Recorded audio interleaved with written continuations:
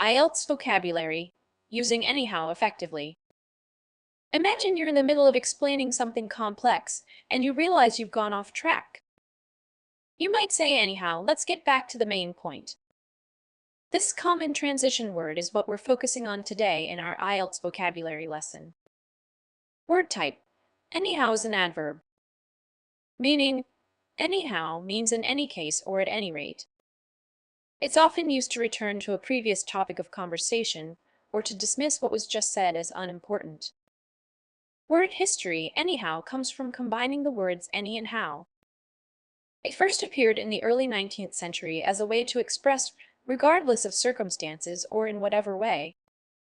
Antonyms.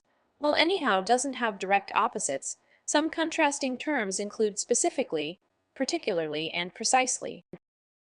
Synonyms. Some words with similar meanings include anyway, regardless, nevertheless, and in any case.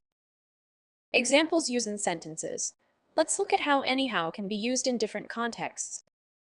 First, I'm not sure if I'll be able to attend a meeting, but anyhow, I'll send my report by email. Second, the instructions were confusing, but we managed to assemble the furniture anyhow. Third, he couldn't remember all the details of the story, but anyhow, the main point was clear.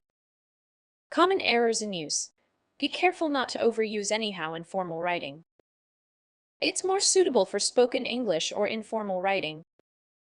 Also, avoid using it at the beginning of a sentence in formal contexts. Instead of anyhow, we decided to go home. You could say in the end, we decided to go home.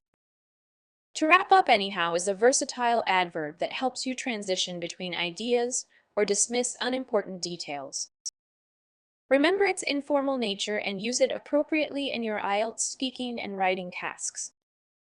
Incorporating this word correctly can demonstrate your ability to use transitional language, which is important for achieving a band score of 6.5 or higher.